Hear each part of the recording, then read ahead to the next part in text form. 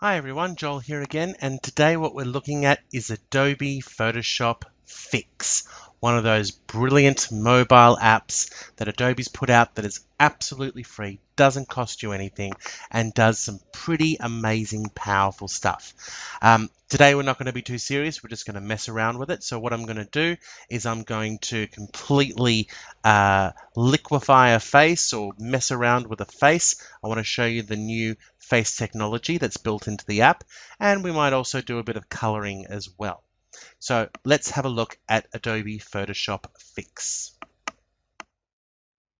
All right, so here I am in my Adobe folder on my iPad, and I'm just going to find Photoshop Fix. There it is, it's the last icon there, and let's launch it and see what happens.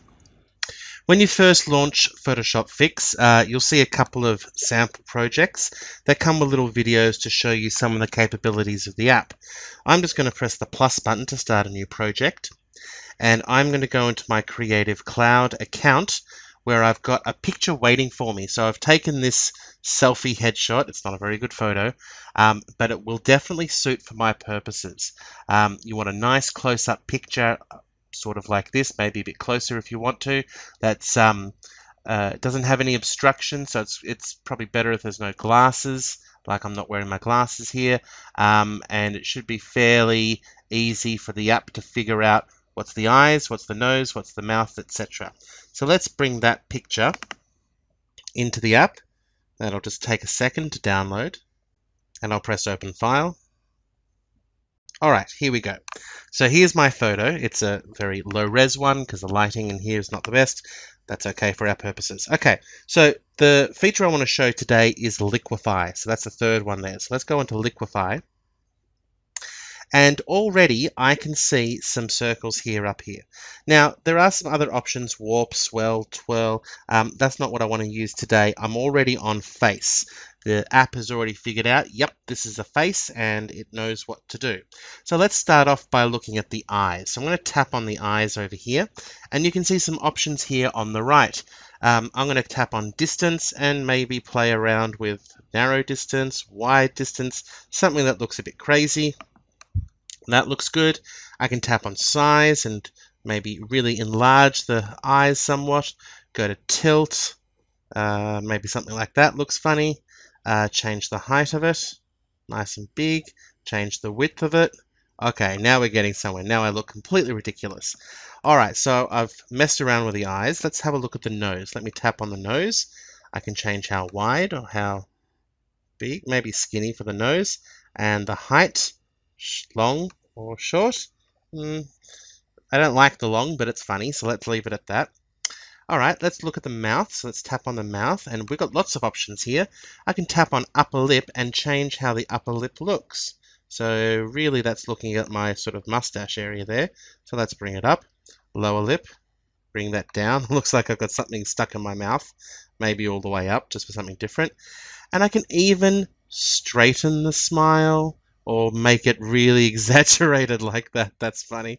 I might even really lengthen the width of the smile, the height, maybe a thin one. I'm really trying to make this look completely unlike me. Looks ridiculous. Let's tap on the forehead over here, and I've got some forehead options here. I can have a low forehead or a high forehead. Let's make it an egghead high forehead. Face distortion, let's see what that does. Or that sort of squeezes it in. That blows it out. So let's, I don't know, squeeze it in. The width of the head, maybe nice and pushed in. Looks like I've been through a vice. Okay, that looks good. Cheeks, let's have a look at cheeks. So I've got cheeks and jawline and chin. Let's tap on cheek. See what I can do with that. Up or down, maybe up since I'm smiling like that. The chin, what I'm going to do with that. Up or down, maybe up. And the jawline. Oh, that looks okay, like that. That looks good. Okay, so that looks like a huge improvement, actually. That looks really good. So I'll tap on the tick button to save that change. And there we go. You can imagine how students would absolutely love playing with this. Next thing I'm going to play with is paint. So I'm going to tap on the paint option. And here I'm going to choose a color. So I'll tap on a color. And I think I'd look really good with purple hair. So I'm going to find the purple hue somewhere about there.